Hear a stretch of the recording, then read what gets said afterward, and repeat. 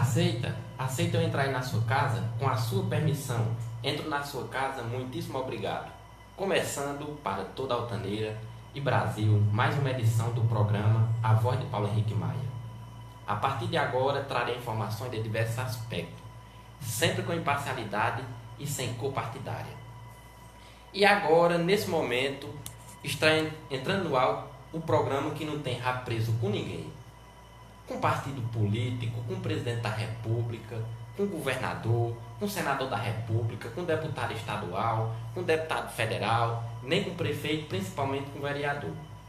Uma boa tarde a você que me acompanha pela rádio Altaneira FM ou pela live ao vivo transmitida pelo Facebook, Altaneira Ceará Brasil, 27 de abril de 2019, meio-dia e 3 minutos, estamos com a 24ª edição do programa. E eu já começo o programa de hoje pedindo aqui desculpas à população de Altaneira, a você ouvinte, por aquela notícia que eu informei aqui no programa semana passada. Notícia essa que a tão esperado caminho do cidadão, esperado pela sociedade, e eu informei essa notícia que eu achei que tinha fundamento. Por quê? Porque foi uma notícia da Secretaria de Proteção Social, Justiça, Mulheres e Direitos Humanos do estado do Ceará, nosso estado. E nessa matéria, como eu falei semana passada, informava que o caminhão do cidadão viria para a nossa cidade. É um projeto do governo do estado, onde foi comprado vários caminhões, esses caminhões adaptados para passar por várias cidades do interior do estado, Ceará, capital e interior, posso até dizer, agilizando, né, a tirada de documentos, como identidade CPF, primeira e segunda via. E eu informei essa notícia. E eu estava ansioso, como toda a população estava, onde a matéria informava que no dia 22 de abril de 2019, segunda-feira, o caminhão viria. Já tinha saído outra notícia, o caminhão não veio. Nessa segunda que eu mesmo informei, segundo a matéria aqui, da Secretaria de Proteção Social, Justiça, Mulheres e Direitos Humanos, também não veio. Então, eu trago aqui para esse programa uma credibilidade.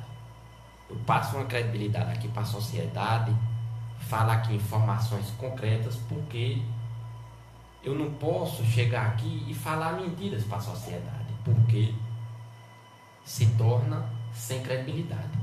E antes do que o programa, eu tenho que me pautar com caráter, com moral e ter credibilidade, para que a sociedade, conhecendo o meu caráter, possa também confiar no programa que faço informando você. E melhor do que informando, é tentando conscientizar você ouvinte.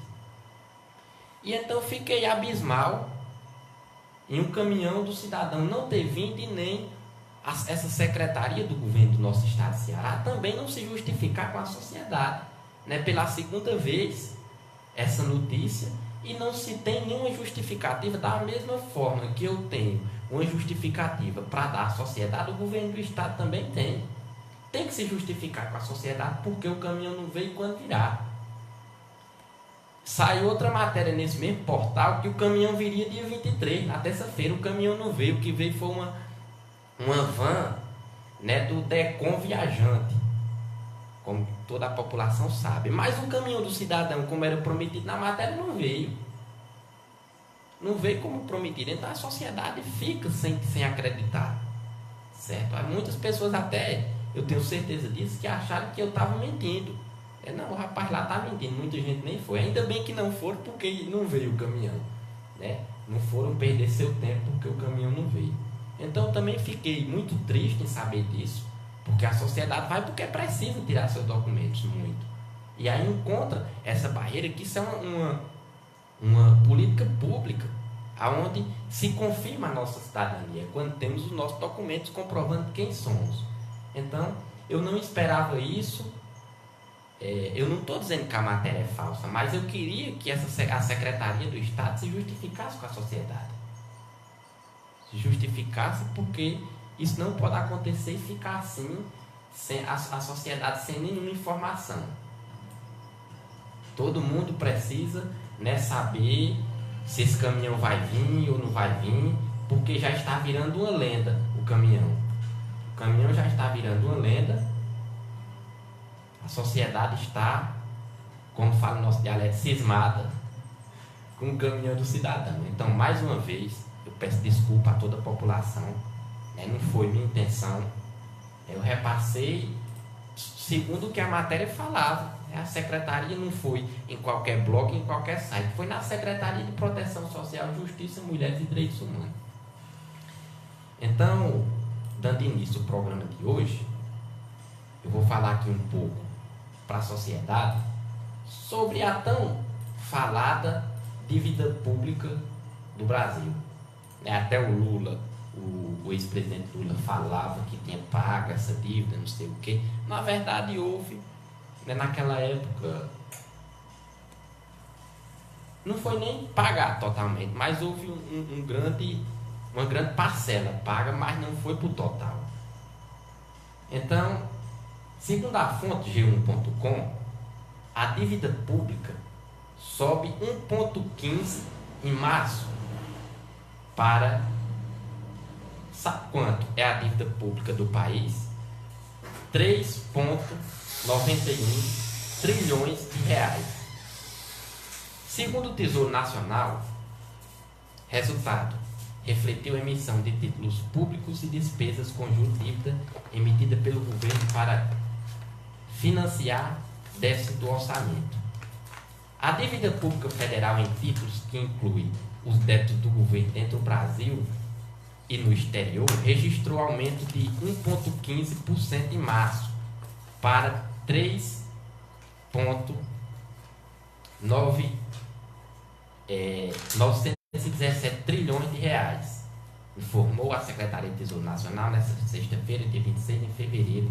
A dívida somava 3,873 trilhões, é a dívida pública do país. O crescimento da dívida em março está relacionado com a emissão líquida, acima do volume do resgate, de 8,7 bilhões em títulos públicos. Além disso, também foram contabilizados 35,72 bilhões em despesas com juros. A dívida pública é emitida pelo Tesouro Nacional para financiar o déficit orçamentário do governo federal, ou seja, pagar por despesas que ficam acima da arrecadação com impostos e tributos. Em todo o ano passado, a dívida pública teve aumento de 8,9%, segundo números oficiais. A expectativa da Secretaria de Tesouro Nacional é uma nova alta em 2019, podendo chegar a quase 4,3 trilhões no fim do ano. Então, segundo o dado do Tesouro Nacional, a nossa dívida subiu para 3,91 trilhões de reais. Olha o tanto que o Brasil está em dívida. Esse absurdo de dinheiro. O Brasil é um país rico, que está sendo mal gerenciado o dinheiro de todo o país. E sabe quanto é pago de juro desse dinheiro que o país está devendo? O juro... Aliás, eu vou primeiro falar o juro de todo esse dinheiro é no valor de 328,14 bilhões, o juro da dívida. Agora, para ser mais preciso, eu não sei se esse juro ele é anual ou é mensal. Se for mensal é dinheiro demais, mas mesmo que seja anual, esse juro é muito dinheiro, né, que o país paga de juros 328 ou até 314 bilhões de reais só do juro dessa dívida. Como é que um país desse vai para frente? A nossa máquina pública, ela é gasto, tá, na máquina pública, com todas as despesas do país, 1,5 trilhão de reais por ano. 1,5 trilhão de reais por ano é dinheiro demais. Isso com toda a mantença do país. E vou já falar para vocês onde é que vai uma boa parte desse dinheiro da máquina pública. O que é a dívida pública, para ser mais preciso? Segundo o Tribunal de Contas da União, a dívida pública é o conjunto de obrigações financeiras do setor público contraídas junto à terceira para cobrir déficits. Ou seja, quando as receitas de um determinado ente público não são suficientes para arcar com todas as despesas, em outras palavras, a dívida pública representa numericamente uma relação na qual figura de um lado um devedor entre público, União, Estados e Distrito Federal ou municípios, e de outro lado vários credores, que podem ser bancos, fundo de pensão ou mesmo pessoas físicas. Então, resumo do que é essa dívida pública. É mais ou menos um empréstimo para pagar, arcar com as despesas que o país gera um total, um valor, para pagar o que tem de despesa com tudo, com a manutenção de todos os setores, para funcionários estatais, tudo isso. E aí o que o dinheiro não dá para pagar, se pega tipo um empréstimo, para poder pagar o restante que o país não dá para pagar. E aí vai só acumulando essas dívidas públicas. E eu vou falar aqui para você para onde é que vai uma boa parte desse dinheiro, aliás, da máquina pública, que é R$1,5 trilhão por ano. Para onde é que o Brasil, um país rico, muita gente, não é muito dinheiro, para se manter um país. Mas eu vou falar aqui para você aonde é gasto uma boa parte da máquina pública.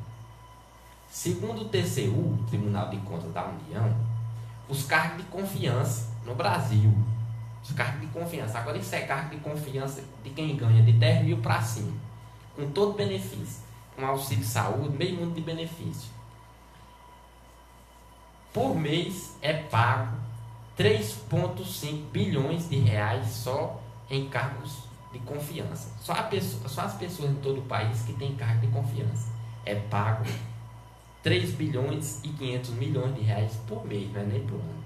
Então, é aí onde vai uma boa parte do dinheiro para que isso gera em torno da máquina pública. E o Brasil supera os Estados Unidos e a Alemanha em número de cargos comissionados.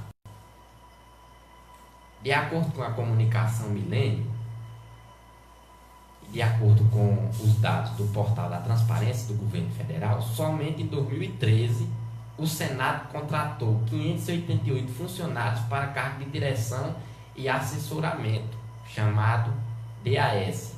Os cargos de confiança ou comissionado, a contratação de não concursados não se limita ao legislativo. O executivo conta com cerca de 22, só o executivo conta com cerca de 22,5 mil funcionários em cargos comissionados.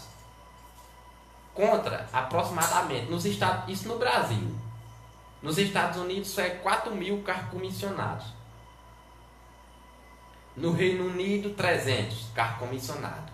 E na Alemanha, 500. E na França também, 500 cargos comissionados. Aí no Brasil, 22.500 cargos comissionados. Quase 23 mil pessoas em cargo comissionado. Isso, como eu falei, ganhando acima de 10 mil reais e com todos os benefícios que tem direito. E agora eu vou falar também para você ouvinte, para você também que me acompanha pelo Facebook, aonde é também que é pago uma boa parte do dinheiro da máquina pública para completar R$1,5 trilhão de reais.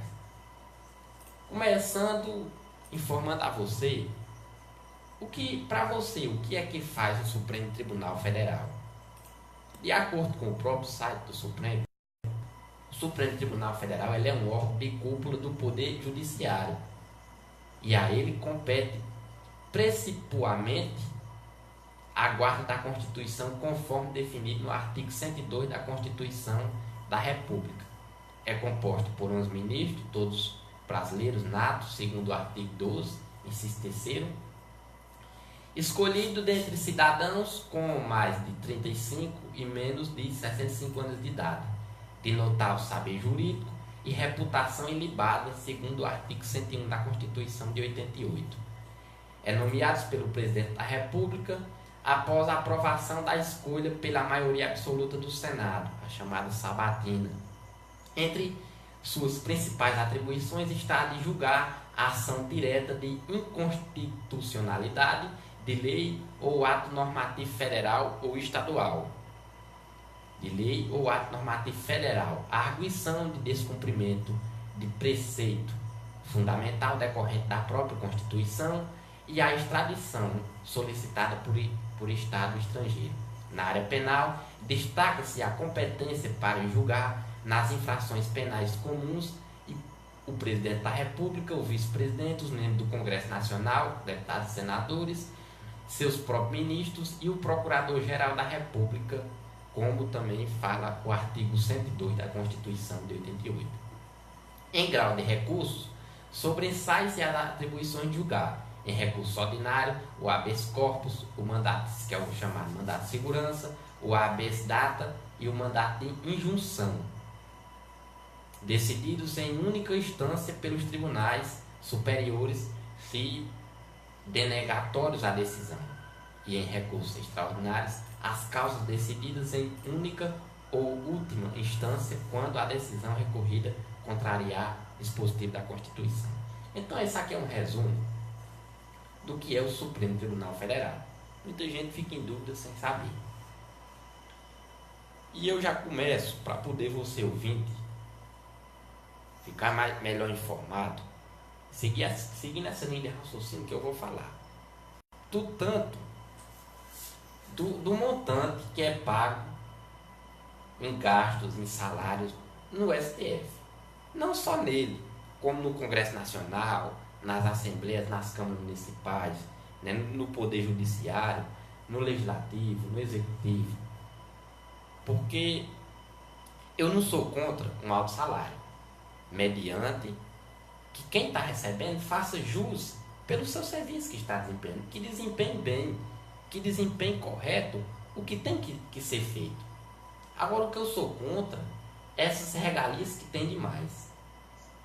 Em país desenvolvido não se vê isso. Em país desenvolvido não se paga altos salários e vários benefícios. No Brasil tem benefício demais. E são poucas. O senador Jorge Cajuru chegou lá no Senado e conseguiu mostrar à sociedade a chamada caixa preta do STF, do Supremo Tribunal Federal.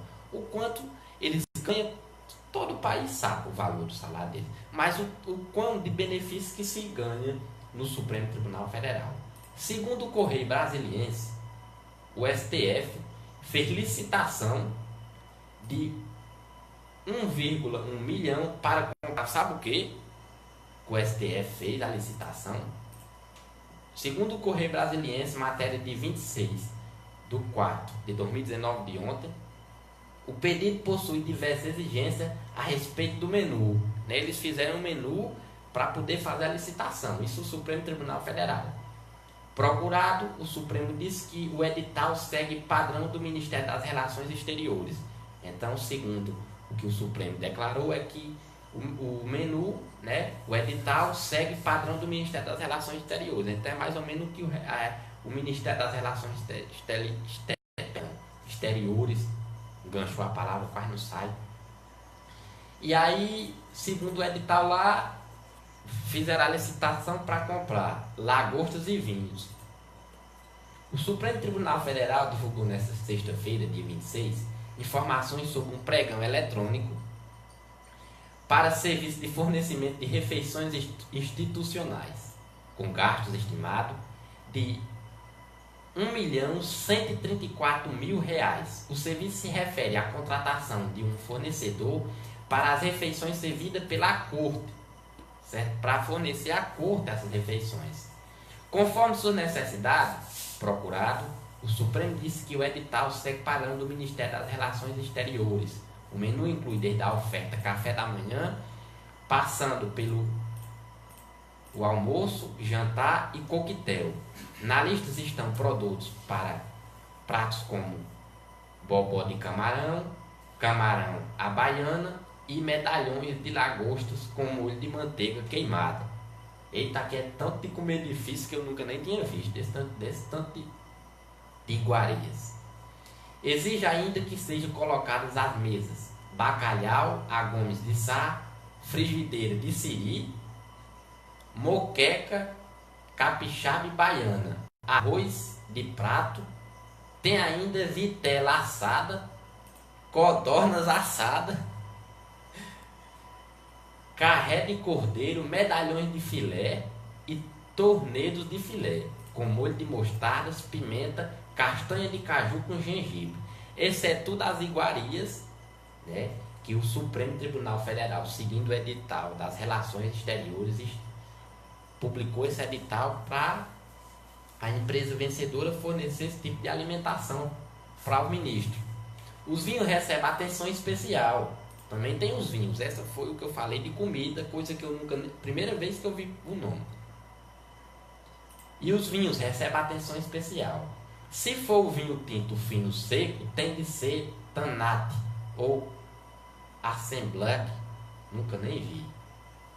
Contendo esse tipo de uva, de safra igual ao posterior a 2010, e que tenham ganhado pelo menos 4 premiações internacionais. Quer dizer que o edital diz que só pode ser esse tipo de vinho, contendo esse tipo de uva, da safra igual ou posterior a 2010, que tenha ganhado pelo menos 4 premiações. Se tiver ganhado 3, está fora. Só pode ser os vinhos que ganharam 4 premiações internacionais, ainda mais. O vinho em sua totalidade deve ter sido envelhecido em barril de carvalho francês, americano ou ambos de primeiro uso por período mínimo de 12 meses.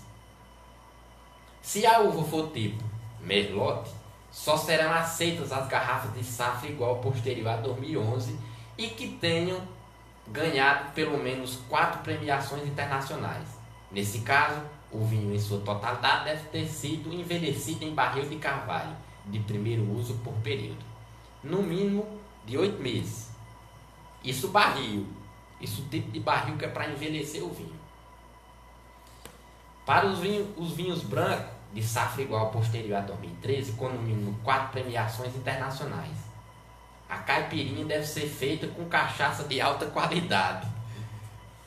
Cachaça envelhecida em barril de madeira nobre de 1 ou 3 anos.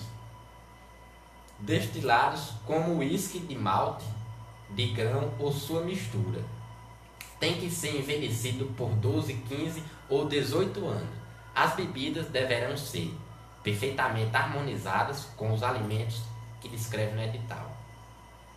Reportagem de janeiro do Jornal do Estado de São Paulo mostrou que o STF, por determinação do ministro Dias Toffoli, fez uma reforma no gabinete da presidência que inclui a substituição de carpete por piso frio e até a instalação de um chuveiro. A obra custou R$ 443.908,43 aos cofres públicos.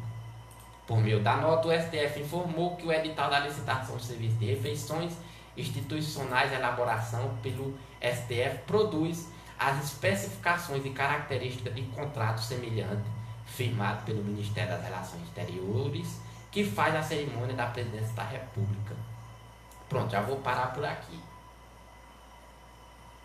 Essa é uma matéria que tem que ter até cuidado quando for comentar. Tem que ter até muito cuidado quando for comentar, porque é muito perigoso a gente falar certas coisas, principalmente eu, que eu não estou coberto pelo artigo 53 da Constituição, como deputados e senadores estão, que têm imunidade para falar. Fala o que quer e não precisa de prova e pronto.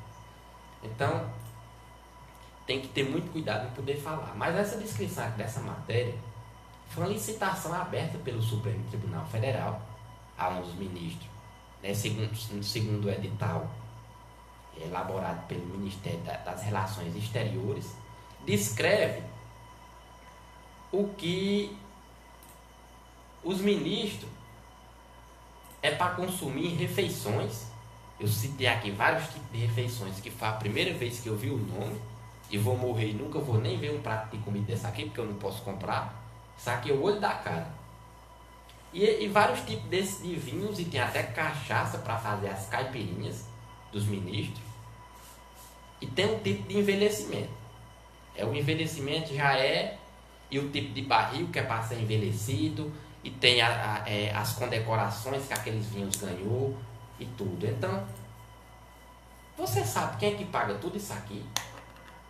1.100.000 e mais de 100 mil reais que foi aberto esse edital para a empresa vencedora fornecer esse tipo de alimentação. Você sabe quem é que paga tudo isso aqui? É você que está me ouvindo e que me assiste pelo Facebook. É você que trabalha de segunda a sexta, muitos até sábado e domingo, ganha um salário mínimo, R$ 996, e não tem direito à saúde, não tem direito a uma alimentação correta, porque não pode comprar, ganhando um salário mínimo. Aposentado não pode. Por quê? Porque tem uma boa parte do seu salário vai para a compra de medicamentos. Por quê? Porque o Estado não dá. E todo cidadão pagando imposto para esse tipo de prática, para que todo o cidadão tenha direito a acesso à saúde, como diz as diretrizes do SUS, como diz o artigo 196 da Constituição de 88, que fala que todos têm direito à saúde, como todos têm direito a tratamento de saúde. A sociedade vai para o médico, passa 2, 3 meses ou até mais para fazer o exame. Quando faz, aí passa mais outra temporada para mostrar ao médico, que manda para um especialista. Aí, isso os exames. Para conseguir uma consulta com um especialista, outra eternidade. Aí, quando vai atrás do medicamento, muitas vezes até básico, um medicamento de pressão, um dipirona, uma amoxicilina, não tem. É preciso comprar. Quando o aposentado, o servidor público que ganha esse pouco salário mínimo, que olha, o dinheiro tem todo no pagamento do tratamento de saúde. E aí onde entra o botijão de gás, a feira. A sociedade está passando, como é que eu posso falar, dias terríveis. Não pode pagar uma alimentação correta por causa desse tipo de coisa. Porque o Estado não dá o mínimo à sociedade. O mínimo que é o básico à saúde. Sem entrar no mérito da educação. Vou falar outro dia só sobre a educação. Então, a maior parte da sociedade precisa entrar na justiça para adquirir o básico, para conseguir um leito no hospital, para conseguir um medicamento, para conseguir uma cirurgia, que é outra eternidade também. E todos nós pagando imposto em dias que, se não for, que tem que pagar o imposto que já vem incluso no produto, porque se não fosse, muita gente dava calote e era bem feito dar calote mesmo imposto. Porque esses grandes dão calote e fica por isso mesmo. Vai olhar o tanto de político que tem devendo na Previdência, está por isso mesmo. Estão tudo no mandato, ganhando bem e mangando da sociedade brasileira que está trabalhando todos os dias. Então, é horrível ver esse tipo de prática no país. A sociedade lutando todos os dias, morrendo de trabalhar. O aposentado já trabalhou demais, está ali encostado com uma aposentadoriazinha mínima e não tem direito básico. Infelizmente, os ministros políticos, com alto salário, ainda vários tipos de benefícios, até o que vai comer. Então, isso, em minha concepção, para esses altos salários, junto com todos esses benefícios que tem, isso é uma vergonha para o país. Isso é uma vergonha que a sociedade está para acreditar, até eu também estou acreditando, que só quem tem vez é só quem é grande. A pessoa pequena, o pobre tem que se contentar com o que tem. Porque os grandes fazem o que querem. E apesar de toda essa crise, o STF ainda elevou os gastos aéreos de ministro. Eu vou dizer aqui a você quanto o Supremo Tribunal Federal vem gastando e vai gastar em passagens aéreas. Em tempos de ajuste fiscal e cortes de gasto, o Supremo Tribunal Federal elevou em 24,4% as despesas com passagem aérea de ministro, considerando a emissão de bilhetes dos últimos 2 anos, segundo levantamento feito pelo jornal Estado de São Paulo. Além das passagens dos ministros dos tribunais, a Corte também custeia bilhetes de auxiliares, juízes e até mesmo de colaboradores eventuais. As despesas do Supremo Tribunal Federal, com passagens aéreas do universo total de beneficiados, crescem 49% do mesmo período, chegando a 1,2 milhões de reais. Como o STF ainda não tornou disponível as informações de dezembro de 2018, o jornal considerou o intervalo de janeiro a novembro nos últimos 2 anos. O gasto envolve voos realizados, bilhetes cancelados e remarcados e multas. O custo com as viagens nacionais e internacionais dos magistrados saltou de 272 mil para 339 mil reais, comparado aos dados de 2018, de janeiro a novembro, com o número do mesmo período do ano anterior. De acordo com o IBGE, de janeiro a novembro de 2018, o preço das passagens aéreas teve uma redução de 9,45% por uma determinação interna de 2015. Todos os ministros da Corte viajam de primeira classe em voos internacionais. Veja bem, primeira classe. Os bilhetes foram custeados com recursos públicos do próprio Supremo. No caso dos ministros, eles dispõem de uma cota anual reajustada. Esse ano, essa cota é no valor de R$ 53.835,56, que serve para bancar apenas deslocamentos dentro do Brasil. Entre os destinos mais visitados aos fins de semana estão Rio e São Paulo, onde alguns ministros possuem residência, lecionam, participam de palestras ou comparecem a outros eventos. De acordo com a Corte, os ministros têm jurisdição em todo o território nacional e praticam atos judiciais independentemente de a viagem ser oficial ou não. Dos 11 ministros do Supremo Tribunal, apenas Celso de Mello e Marco Aurélio Mello abriram mão dos recursos públicos para custear a viagem nos últimos 2 anos. Marco Aurélio paga do próprio bolso seus bilhetes. A ministra Carmen Lúcia usou o dinheiro do Supremo apenas uma vez ao participar de uma conferência judicial das Supremas Cortes do G20 em Buenos Aires, ao custo de R$ 2.500. Na outra ponta do levantamento feito pelo jornal Estado de São Paulo, os líderes nos gastos com bilhete no ano passado foram o presidente do Supremo, ministro Dias Toffoli, no valor de R$ 97.400, seguido pelo vice-presidente da Corte, Luiz Fux, no valor de R$ 50.800, e os ministros Alexandre de Moraes, R$ 48.400, e Ricardo Lewandowski, no valor de R$ 41.200, de acordo com o levantamento. Em maio do ano passado, uma viagem de Toffoli entre vice-presidente do Supremo Tribunal Federal para São Petersburgo, na Rússia, por um juiz auxiliar e um assessor de assuntos internacionais, custou R$ 102 mil apenas em passagem. O bilhete de Toffoli saiu por R$ 48.200. A de outubro para a da sessão plenária da Comissão Europeia para a Democracia e pelo Direito, Comissão de Veneza, a 116ª sessão plenária, em que foi acompanhada de juiz auxiliar e assessor de assuntos internacionais, saiu apenas em passagem por R$ 88.100. A de Toffoli custou R$ 48.500. Veja bem o absurdo do valor que é pago em passagem aérea. Eu já falei aqui sobre a alimentação do ministro.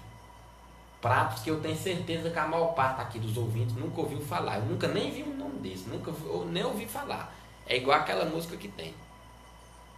Aliás, a música é ao contrário. A música fala que só ouviu falar. E eu nunca nem ouvi falar. E não mediante ainda a comida, né, a bebida, tem todo um padrão, não é qualquer tipo de vinho não, tem um tipo do padrão que eu já acabei de falar. Ainda tem o valor das passagens nacionais e internacionais de todos os ministros. Então veja realmente se não é absurdo. Eu assisti no discurso do senador Jorge Cajuru, e o mesmo tem credibilidade, ele falou que em 2016 o Supremo Tribunal Federal gastou R$500 bilhão só com esse tipo de coisa aqui, com viagem, com alimentação. E eu ainda vou falar para você, ouvinte, o que é que esses ministros têm direito. Fora os salários, quais seu direito, quantos servidores ele tem direito. Segundo, afirmando aqui a fala do senador Jorge Cajuru, em uma matéria do Marco Antônio Villa, um grande comentarista e jornalista da Rádio Jovem Pan, o STF, um tribunal, 11 ministros e meio bilhão de custo, né? Afirmando o que eu falei, que o senador Jorge Cajuru falou. Em 2016, o Supremo Tribunal Federal custou mais de R$500 bilhão o STF possui. Vamos lá para o tipo de o que é que o STF está possuindo. 1.216 funcionários para 11 ministros, 306 estagiários, 959 terceirizados. O total varia de um mês para o outro, mas nunca é inferior a 2.450 funcionários. A média é de 222 funcionários para cada um dos 11 ministros. Quer dizer, no total de 2.450 funcionários, dividido para 11, a média é que cada ministro tem direito, dividido o total de funcionários para 11 ministros, a 222 funcionários para cada ministro. Os funcionários terceirizados, 25 bombeiros civis, 85 secretários, 293 vigilantes, 194 recepcionistas, 19 jornalistas, 29 funcionários cuidando da encadernação, 116 serventes de limpeza, 24 copeiros, 27 garçons, 8 auxiliares de saúde bucal, 12 auxiliares de desenvolvimento infantil, 12 auxiliares de desenvolvimento infantil, 58 motoristas, 7 jardineiros, 6 marceneiros, 10 carregadores de bens e 5 publicitários. O programa Viva Bem, curso de yoga, massagem laboral e oficina de respiração para os funcionários. Ainda tem direito a isso. Ao programa Viva Bem, que é um curso de yoga, massagem laboral e oficina de respiração para os funcionários do Supremo Tribunal Federal. Os gastos: 15 milhões e 78 mil reais com assistência médica e odontológica, certo? 1,5 milhão com auxílio moradia, 2 milhões e 162 mil com educação pré-escolar. Isso para os filhos dos ministros. Então veja que a educação do Brasil, essa matéria agora ratificou o que eu venho falando. A educação do Brasil já faliu, ela está falida. Porque você veja, se a educação do Brasil fosse boa, não precisava você, contribuinte, pagar 2 milhões e 162 mil com educação pré-escolar para os filhos dos ministros. Se a educação fosse boa, os ministros não colocavam filhos dele em escola particular, não. E o dinheiro não é do bolso deles, é do povo brasileiro, de você que está me ouvindo, de você que paga imposto. Então quer dizer, cada um de nós, você ouvindo, coloca seu filho em escola pública porque não tem condição de pagar uma escola particular. Sem desmerecer a educação pública, mas a educação particular é diferenciada. Eu não ando no caminho da hipocrisia para não reconhecer isso. Não estou desmerecendo professores, nem as pessoas que fazem a educação. Muitos fazem com gosto e querem ver mudança. Mas as diretrizes, e quem pode mudar isso é o Congresso, e é estipulado pelo Ministério da Educação. Então muitos querem fazer a educação da forma correta, mas tem que seguir essas diretrizes. Então quer dizer, você ouvinte, coloca seu filho em escola pública porque não pode pagar particular. Mas nós que pagamos imposto, pagamos ao ministro e damos o aval deles colocar os filhos deles em escola particular, às custas nossas. 12 milhões com alimentação, isso em 2016. 204 mil com auxílio funeral e auxílio natalidade. Auxílio funeral e auxílio natalidade, 204 mil reais. 87 veículos, 103 caminhões. 10 milhões e 500 mil com informática. Então, tudo isso aqui gerou, em 2016, um rombo aos cofres públicos. Você, ouvinte, pagou toda essa despesa aqui do Supremo Tribunal Federal e custeou aos cofres públicos em 2016 meio bilhão de reais. Então, é dessa forma que a máquina pública, quando fecha o ano, ela tem gasto 1,5 trilhão de reais. É com esse tipo de salários e de benefícios. Não só esse, eu estou falando isso aqui como exemplo, mas nós temos o Congresso, repetindo novamente, nós temos as Assembleias Estaduais, temos as câmaras municipais, temos o Palácio do Governo do Estado, o Palácio da Alvorada, né, as prefeituras, tudo isso. Mas eu achei isso demais, por ser uma corte que julga, né, que tem o poder de julgar, aonde eu acho que poderia estar julgando várias coisas aí em benefício da sociedade, para desafogar, um exemplo, essa fila do SUS, obrigando o governo a pagar até hospitais particulares para fazer uma limpa nessa fila do SUS em exames, consulta e até cirurgias. Podia estar. Eu vejo em meu ver que seria uma ação de grande impacto para a sociedade. E ficamos abismal. Estou abismal quando vejo o absurdo que é já o salário dos ministros, que, salvo engano, foi aprovado para 39 mil reais, ainda mais todos esses benefícios. E aí o aposentado, não, vou repetir novamente, o aposentado não tem direito a um medicamento, não tem direito a uma consulta, não tem direito a um exame, e tem, mas não é com a agilidade necessária. Porque a pessoa não toma um medicamento se não for preciso. Ninguém toma medicamento por esporte, porque eu acho bonito tomar remédio. Ninguém não faz um exame porque acha bonito. É porque precisa. Ninguém não faz uma cirurgia porque gosta. Se faz porque é obrigado a se fazer. É um tratamento de saúde. E aí todos esses ministros políticos têm direito à saúde particular. E quem é que paga somos todos nós. Que na verdade quem é o culpado de tudo isso é você. Por não saber gerenciar o nosso voto. Por só votar em candidato contrário que não queira cortar esse tipo de benefício. Porque quando ele chegar lá em cima ele também vai se beneficiar. Então ele não vai cortar. Essa é a nossa culpa por não dar oportunidade àquelas pessoas que querem fazer esse tipo de mudança. São pessoas que estão com vergonha de ter nascido, de ser brasileiro. Porque tem horas que dá vergonha. Por isso que tem muitas pessoas que têm condição e eu não tenho. Tem muitos famosos. O Silvio Santos, o Faustão, o Ratinho não moram aqui no Brasil. Fora outros.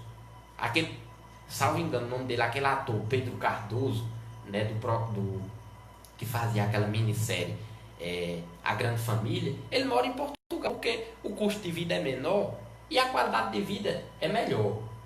A qualidade de vida é melhor. Então eu não tiro a razão deles ir para fora do Brasil, não. Entendeu? Porque tá certo. Isso é vergonhoso ver o que está acontecendo aqui no país. O ministro tem direito a mais de 1,5 milhão só em alimentação, segundo o edital do Ministério das Relações Exteriores. Fora o tanto de benefícios que eu acabei de citar. Aí, um idoso, como eu falei, não tem direito a nada disso. Nem uma alimentação que preste. Nem 1 quilo de carne para comer. Aí vem o deficiente. Vai atrás de seus benefícios, também não tem direito. Não tem direito a uma cirurgia, não tem direito a uma consulta. Isso que é prioridade segundo a lei, mas não é respeitado. Então eu vou lhe perguntar, esse país vai bem dessa forma? E até quando nós vamos acompanhar esse tipo de coisa? Aí muita gente diz que o senador Jorge Cajuru é doido. Por quê? Porque ele está batendo de frente contra, na instalação da CPI da Lava Toca, que é para apurar a fundo esse tipo de gasto aqui e caçar um meio de poder barrar esse tipo de coisa, que isso aqui não pode acontecer. Muita gente é contrária. Eu vou ser contrário a um homem desse que está representando todo o país. O que ele está falando é que o que o povo brasileiro quer dizer. É o que eu quero falar e não é nem que eu não tenho coragem, é porque eu não tenho imunidade. Porque se eu falar aqui, passar aqui do limite, eu vou preso. É no censurado Danilo Gentili, que tem pano para manga. Danilo Gentili tem dinheiro para pagar advogado e vai pagar, foi determinado lá pelo juiz, pagar 20 mil ao deputado do PSOL, Marcelo Freixo, Marcelo Freixo, 20 mil reais. Né? O antagonista e a revista Cruzoé foi censurado pelo Supremo. Entendeu? Todo esse povo tem uma certa estrutura para se defender. Então quem não tem que andar pelas beiradas, sabendo o que vai falar, porque é perigoso. Entendeu? Quem não tem imunidade tem que andar no caminho incerto, porque é perigoso. Então o que o senador Jorge Cajuru fala é o que o povo brasileiro quer falar e não pode falar. Então ele está representando o país, ele está me representando particularmente. Que medo é esse que os ministros estão tendo, não só o Supremo Tribunal, em abrir essa CPI Lava Toga?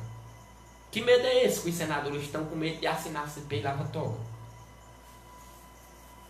Isso, a sociedade presencia uma vergonha. Isso, como vou repetir novamente, culpa nossa, culpa minha, culpa sua, que está me ouvindo e que está assistindo, por não estar sabendo votar, por só estar escolhendo pessoas erradas, pessoas que quando chega lá no poder, faz o favor de aumentar esse tipo de benefício. Cadê que muitos gestores, cadê que o Congresso coloca um projeto para diminuir essas regalias deles?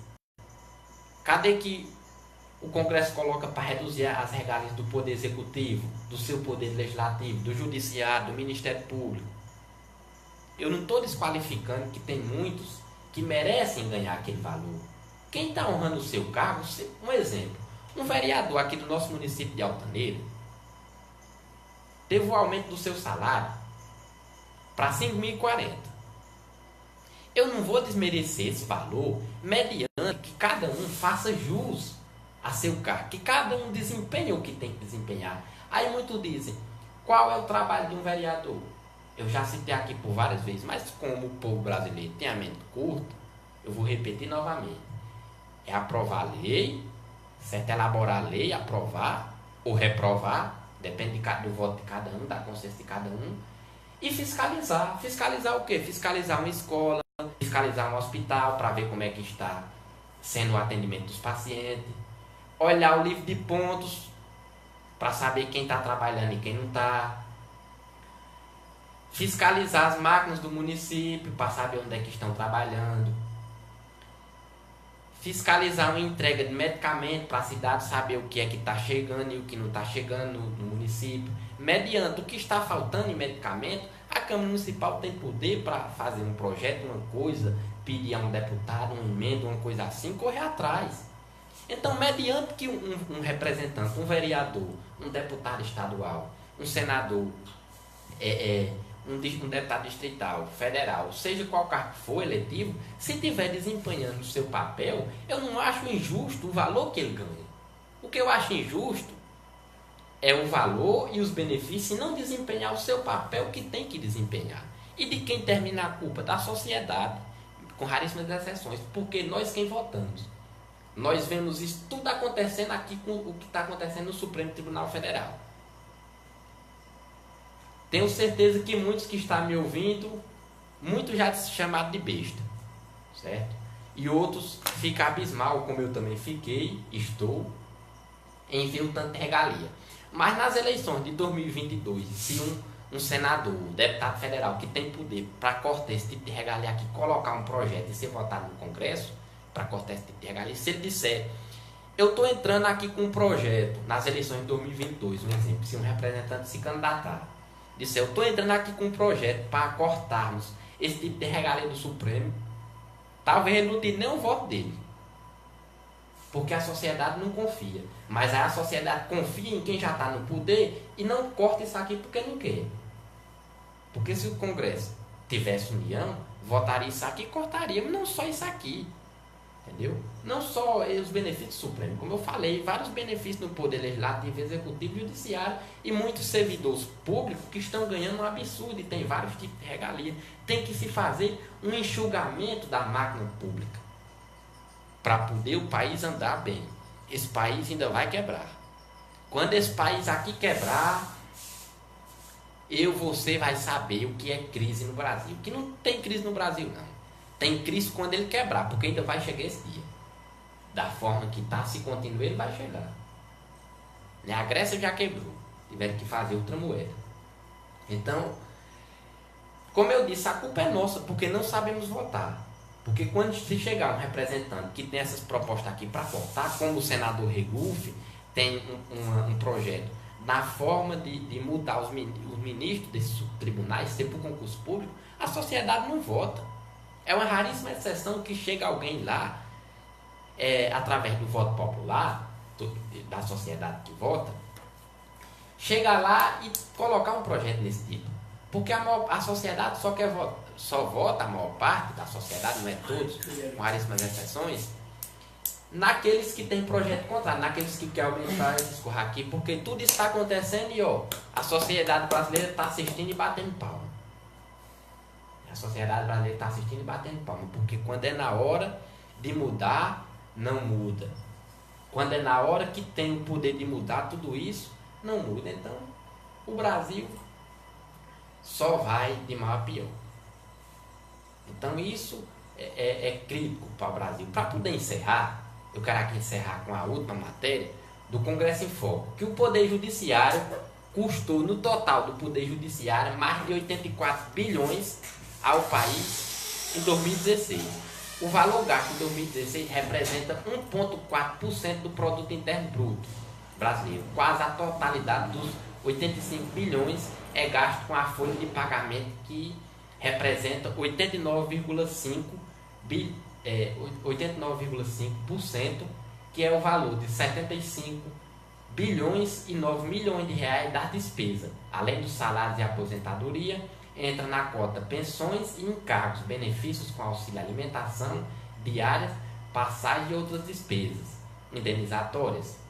A força de trabalho total judiciário em 2016 reunia 442.365 pessoas trabalhando no Poder Judiciário. Os 10,5% restantes são gastos com despesas de capital, 2,2%, como compras de veículos, equipamentos e programas de informática e demais bens permanentes. Aquisição de imóveis ou bens de capital já em utilização e outras inversões financeiras, de acordo com relatórios e outras despesas recorrentes. Em 2016, um magistrado do Poder Judiciário custou em média R$ 47.700 por mês aos cofres brasileiros, quase 15 mil a mais que o teto do funcionalismo público, atualmente fixado em R$ 33.700, equivalente ao salário de um ministro do Supremo Tribunal Federal. O gasto médio com cada servidor do Poder Judiciário ficou em 13,7, 3 vezes menor que o com magistrados. O Poder Judiciário tinha cerca de 18 mil magistrados e 279 mil servidores na força de trabalho em 2016. Dos setores da Justiça, a estadual e a mais dispendiosa do Poder Judiciário brasileiro, consumindo mais da metade do orçamento em 2016. Os tribunais estaduais foram responsáveis por 57% dos gastos, equivalente a mais de 48 bilhões. O Tribunal de Justiça do Mato Grosso do Sul, TJMS, Tribunal de Justiça do Mato Grosso do Sul, foi o que mais se destacou na despesa média com seus magistrados, 95,9 por mês, R$ 95.900 por mês, ultrapassando em mais de 25 mil o segundo colocado, que é o Tribunal de Justiça de Goiás, cujo gasto mensal com magistrado ficou em R$ 70.600. Então você veja os altos salários, o quanto em 2016 o judiciário custou à União, custou a seu bolso 84 bilhões de reais. Foi investido e gasto, né, com pagamento de salário, toda a estrutura. Então, até quando nós vamos aguentar esse tipo de prática? Até quando? Como eu falei, eu não sou contra, eu vou repetir novamente, para que a conversa não seja distorcida. Não saia dizendo que eu sou contra o salário. Eu não sou contra. Agora, desempenhe seu papel que tem que desempenhar, que a gente sabe que tem uma parcela de servidores, seja de público, seja municipal, estadual, federal, não desempenha o que tem que desempenhar. Fica ali sentado sem fazer nada. Uma parcela, tem uma boa parcela que trabalha, desempenha melhor do que tem que ser feito. Tem deles que passam do horário de trabalho para prestar um serviço de qualidade à sociedade. Mas também tem outra parte que envergonha o país. Certo? A classe política deve rever essa reforma da Previdência. O que tem que ser debatido. Aí muitos dizem, não, mas é porque se essa reforma da Previdência não for debatida agora, em 2000 não sei quanto, não tem mais como pagar. Faça a reforma política, faça a reforma tributária, faça uma reforma no Poder Judiciário, faça uma reforma no Poder Executivo, Legislativo, Ministério Público. Eu quero ver se não tem como pagar. Agora o que não pode é ficar essa vergonhosa lambança aqui no dinheiro público. E como eu falei, a culpa é nossa, minha, sua, com raríssimas exceções de quem sabe votar, por não saber gerir o seu voto. Por muitos, só votar naquele que dá um emprego em troca do voto, naquele que dá R$50, R$100, qualquer benesse. Essas pessoas é que são endeusadas por muitos eleitores, porque são as pessoas que são chamadas, fulano é estribado, fulano vai ser candidato na próxima eleição porque tem dinheiro. Isso é uma vergonha para o país. Quem está envergonhando o país não é só esse povo não que está ganhando o salário, não. Somos nós que não estamos sabendo gerenciar. E a mudança, ela só acontece de baixo para cima. Se formos esperar o judiciário tomar as providências, o Congresso tomar as providências, nunca vai ser tomado.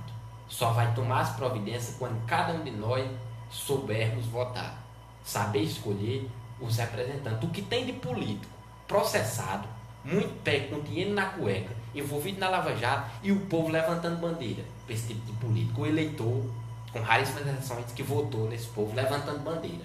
Não, mas fulano foi pé com dinheiro. Não, mas eu vou votar é nele. Ele veio aqui, não sei o quê. O que está envolvido na Lava Jato? Eu vou votar é nele. Esse aí é que tá bom. Muitos acham bom o que está acontecendo. Muitos fazem bater palma para esse tipo de roubo que está acontecendo no país. Porque se não batesse palma, não colocar no poder esse tipo de gente. Esse tipo de gente que vem assaltando os cofres públicos do país. O que eu estou falando aqui não é segredo para ninguém. Você ouvinte, você que está me assistindo e que me ouve, sabem disso. Isso não é segredo para ninguém, hipocrisia. Cada um de nós não damos a nossa opinião. Cada um de nós esconder isso. Nós temos que assumir os nossos erros. Na hora que errarmos, como eu já falei, não é feio reconhecer e pedir desculpa. Porque é isso que tem que ser feito, é reconhecer os nossos erros. E nunca é tarde para voltarmos atrás. Então eu espero que a consciência de cada um do país possa mudar. Eu espero que cada um possa mudar, né, de consciência, para que possamos ter dias melhores, para que o básico seja dado à sociedade. Como eu já falei, a sociedade não está tendo direito nem no básico. Como é que um Brasil desse vai desenvolver? Se não tem, principalmente, uma educação de qualidade. Tem muitos professores bons que fazem o possível, mas tem seus limites, porque a diretriz diz aquilo. A diretriz é tão vergonhosa, a diretriz da educação ela é tão vergonhosa, que tem um total de estudante que você pode reprovar. Porque o professor ele passa quase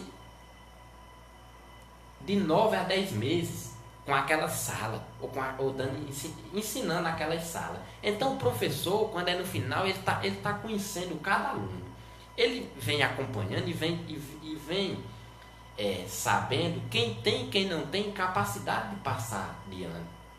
Se o professor constata isso, que o aluno tem capacidade de passar de ano, então que vá para o ano seguinte. Agora, se o professor constata que o aluno não tem capacidade de passar, que reprova, mas as diretrizes da educação do país não deixam.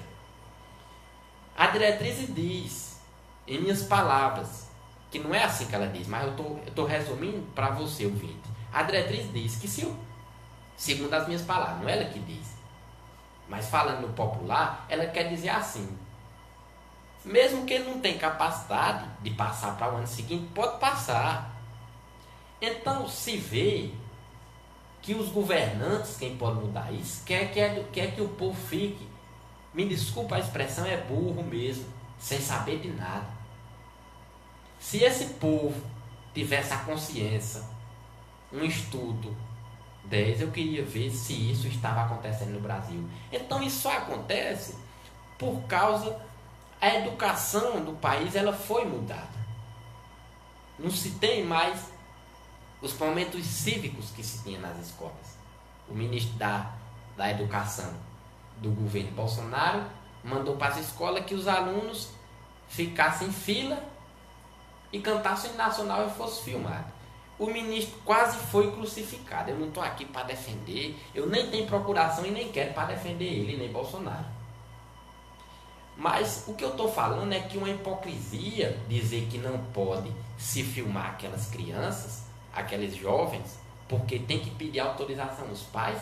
E quando as escolas estão promovendo suas brincadeiras, não tira foto e não faz vídeo e não posta na internet sem autorização dos pais, é porque a maior parte das pessoas que é contra o governo Bolsonaro e todas as medidas que ele toma, não é um ser contra ideológico, não é ser contra porque ele anda contra os princípios, é porque muitos querem defender governos anteriores, é porque muitos é chamado a chamada esquerda. Tem muitas pessoas da esquerda séria que tem um posicionamento correto. Eu já falei aqui, cada um de nós, eu e você, somos um partido político. Cada um de nós é um sindicato. Cada um de nós pode correr atrás dos seus direitos. Não precisa estar num sindicato, não precisa estar num partido político. Cada um de nós temos o poder para isso. O que basta é cada um de nós termos a coragem de correr atrás desses nossos benefícios. Eu lhe garanto que você não vai preso, você não vai processado por correr atrás do seu direito. E se for, eu tenho certeza que o país vai fazer uma mobilização. Não fizeram para o Danilo Gentili? É isso que eu acho uma hipocrisia da sociedade. Eu tenho certeza, voltando aqui atrás, que se fosse uma pessoa pobre, que tivesse sido censurado pelo Supremo, tivesse sido processado por qualquer deputado, por falar alguma coisa, se o Brasil tinha se mobilizado, tinha não. Só se mobiliza porque o Danilo Gentili é rico. Eu tenho certeza disso. Se fosse uma pessoa pobre, ninguém tinha. Nem advogado não iria defender. Mas como o homem é rico, tem-se uma mobilização. Porque muitas pessoas que estão ali para apoiar, tem muitas pessoas sérias que estão dando apoio, que é um apoio correto de se dar. Como é que se diz que o Brasil é democrático se preza a liberdade e muitas pessoas não podem dizer algo? Também tem as coisas que cada um pode dizer, mediante que não venha agravar. Mas se a pessoa diz, eu sou contra o deputado ali fulano de tal, aí a pessoa já quer processar. Não, eu vou processar ele porque ele disse que é contra a minha pessoa. As coisas estão se invertendo. Está se invertendo e só no abrir da consciência de cada um é que se pode mudar isso. Então, para poder encerrar aqui o programa, já está com 2 programas que tem algum... Eu não mando nem alô, eu mandei um abraço fraterno para quem acompanha o programa. E esqueci, já está com 2 programas que tem que ter tanta atenção aqui, porque é muita responsabilidade. Falar com credibilidade à sociedade. Para falar mentira, quem não tem caráter, fala numa boa. Agora, quem quer falar coisa correta, pautado, com informações concretas, tem que ter credibilidade. Então, tem que ter muita atenção, que é muita responsabilidade. Então, eu terminei esquecendo. Então, eu quero mandar aqui um abraço fraterno a um grande ouvinte do sítio Tabuleiro, Tonzinho, sempre acompanha o programa, sempre me manda mensagem, eu estou acompanhando aqui o programa. Outro ouvinte, aqui na sede, Cícera Soares, né? A Cicinha, popularmente Cicinha Poeta, né? Uma grande poetisa desconhecida pelo município, onde se pode dar um suporte, né? A esposa do locutor Maciel. Um ouvinte também é o Everton Costa, no Conjunto Santa Teresa, e Neide Tributino, também no pé do programa. Então, o que me motiva a estar todos os dias aqui é essa parte, né? Não é tanto a informação, porque tem vários tipos de jornais que informam a sociedade, mas é esse abrir de consciência, é falar aqui o que eu penso, que é uma linha de pensamento que tem que ser concreto, porque tem que ter responsabilidade. Então, uma boa tarde a você ouvinte e até o próximo programa.